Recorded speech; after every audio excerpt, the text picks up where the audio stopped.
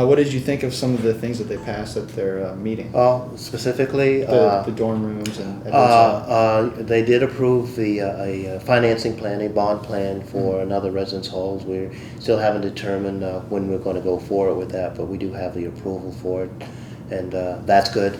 The naming of the building that we're currently in now, AB5, will be Charlie Edwards Hall. Our Board of Trustees unanimously approved the naming of this building, and the Board of Governors, certainly unanimously recommended, and the Board of Governors approved it. And it's in recognition of a very significant figure in the history of Florida Gulf Coast University, and that's Charlie Edwards. Charlie was on the Board of Governors, and prior to that, he was on the Board of Regents that oversaw the other system. He's now on the Board of Trustees of the University of Florida, but he was an unwavering advocate for the establishment of Florida Gulf Coast University. Also, one of the things the Board of Governors obviously was involved with was the tuition increase. Yeah. And the Board of Trustees obviously recommended the 14%, and they dropped it down to 12. What do you think about how much power the Board of Governors has in that process? Well, let me speak specifically to the tuition increase, and you're very accurate. Our Board of Trustees recommended to the Board of Governors a 14% increase. They heard our case for it.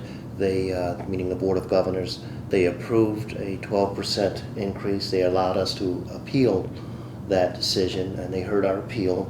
And obviously they didn't feel we made a compelling argument for 14, and they ultimately approved 12%.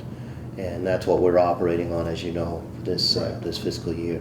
I think the Board of Governors, for the system as coordinating 11 or 12 universities within the system, they have a prescribed role in that process, as do our Board of Trustees.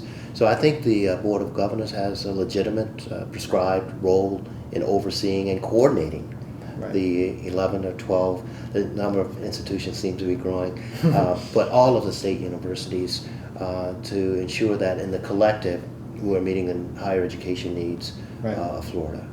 Okay. So in your opinion, would you have rather the tuition increase by the full 15%? Well, that's what we presented to our Board of Trustees, and we had numbers to support that. We were off, at least in the minds of our trustees, by 1 percentage point. They did approve 14, and we have to make that work, and we are making it work.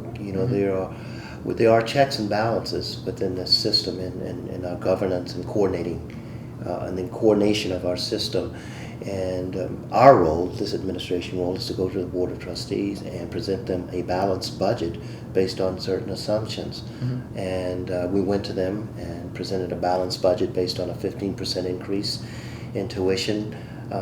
They approved a 14% increase. We had to come back and readjust our budget based on a new assumption now. That was 14%. And subsequent to that, we had to come back and adjust it even more, adjust it down even more, because of the Board of Governors approving 12%. Right. It's a process. Yeah, obviously. Yeah. So obviously, that shortfall has fallen on the students and the programming.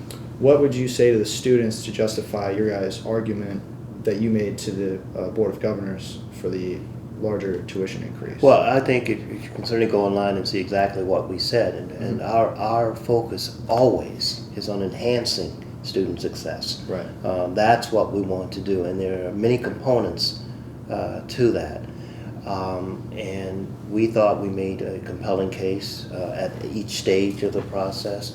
So what I would say to students is that enhancing student success will always be first and foremost on our priority list. That's what we are here to do.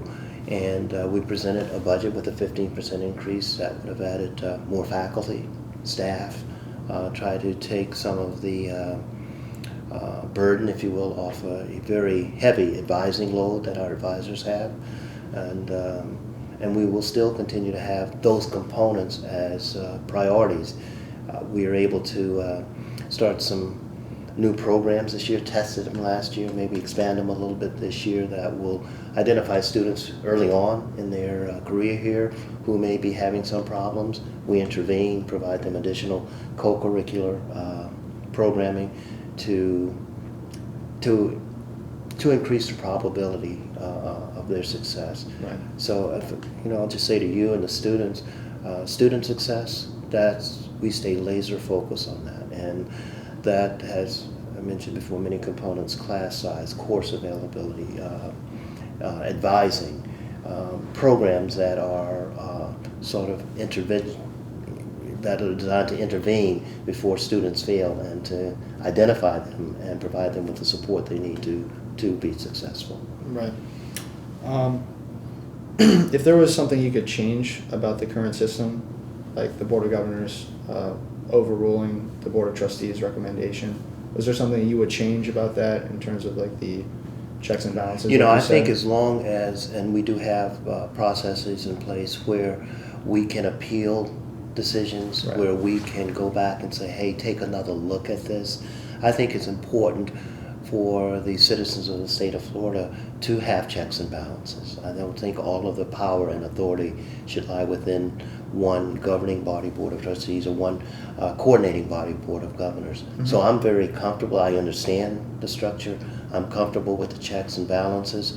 When we make recommendations to our trustees and they to the Board of Governors, we're not testing the waters. This is a result of this administration and the shared governance process within the institution being very diligent on determining what our needs are and how we can best meet those. So we don't do this in a cavalier manner, but I think having checks and balances within the process is in the best interest of the students and of the taxpayers of Florida.